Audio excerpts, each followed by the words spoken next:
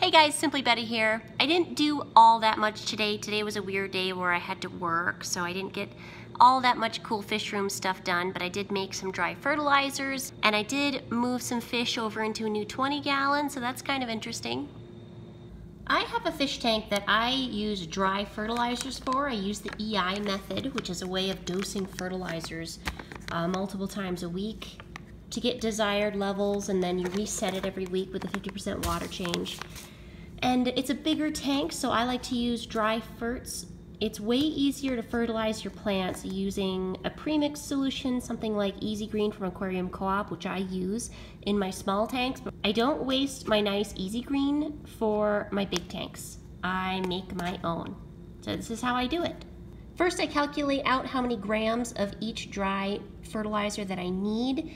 I do this using rotalabutterfly.com. It has a pretty nice nutrient calculator that I use. So I need 1.34 grams of monopotassium phosphate and then about 319 milligrams of potassium nitrate for my 29-gallon tank. I'm going to start with my monopotassium phosphate. I need about 300 milligrams, which is about 0.3 grams. So I'm just going to take a little bit in my little tiny measuring spoon. And then make sure you have your scale set to grams, and I'm going to do about 0.3 grams. 0.4, sure, whatever. I'll take 0.4. Now for my potassium nitrate, I need about 1.3 grams. So I'll take a bit of a bigger scoop. I have that tared out.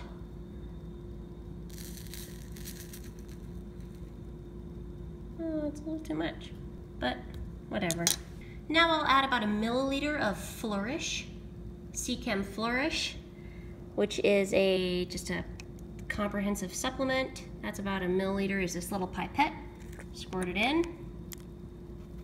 This is 1 day's fertilizer. Repeat that 4 times and I have a week's worth of fertilizer for 1 tank. This is kind of the pain in the butt method. But doing dry fertilizers, you can save a bunch of money, but you have to calculate everything out. It's really easy to forget. It's easy to run out and just be like, oh, I'll do it tomorrow, I'll do it tomorrow, and just not fertilize your tank. So there's pros and cons to this method.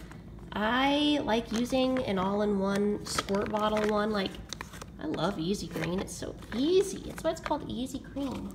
But this I like to use for my bigger tanks so I don't waste my precious Easy Green. I did a water change on a tank where I'm working on the scape, and I don't want to show it, so I blurred it out. I put too much hard work into it to just spoil it and show it. Anyways, I still use the 5-gallon bucket water changing method like a barbarian. Don't judge me. No offense to bucket changers. Hey guys, I'm picking off where I left yesterday on yesterday's vlog. This is my bucket full of Betta fry. Now I'm going to be moving them into a 20-gallon, which is going to be their new grow-out tank. What I did was I took a big scoop of fish out. I did my best to get all of the duckweed out of this little cup, which I don't see any duckweed on the inside. There's a little bit on the outside, but I think I pretty much got most of it out. Now what I'm going to do is I'm just going to set it up here in their new 20-gallon tank. They're going to float there for a few minutes, and then I'll release them. I know this shot's a little dark. The rest of them were in this cup and now they're acclimating too.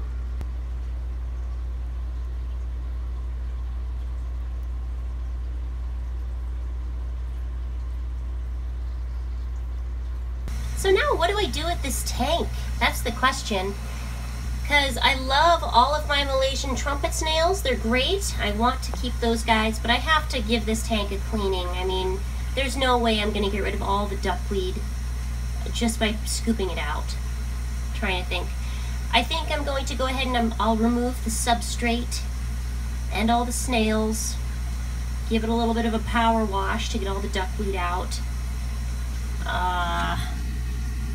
This is going to be a pain in the butt. I like Malaysian trumpet snails. They're neat. I used to really hate snails, but I just decided to stop hating them because it was a losing battle. I couldn't get rid of all my snails. Oh my god, my finger's in the way. Great. Okay, here goes nothing. I'm just gonna scoop out all the substrate. This way I can just give the tank a good cleaning and get that out of the way. I'm putting all of this stuff into a bucket. And then maybe I'll pick out the snails, or I'll just find a way to get all the duckweed out. I have some Seswassertang in here and also some cool moss I definitely want to keep. I think it's called Physidens nobilis. It's a little scraggly, but whatever. Somebody asked how I sterilize my tanks. Basically, I fill them up with water and I pour a couple glugs of bleach in. And I just let it sit for a while, and nothing really survives. So then I will fully drain it. I'll let it completely dry. And when I use it next, I'll use dechlorinator. And it's worked great so far. Thanks for watching, guys. This has been another daily vlog in my daily vlog challenge that I'm gonna try to do for the whole month. If you like what I'm doing, be sure to leave a like, or maybe hit the subscribe button, or leave a comment, and I'll see you tomorrow.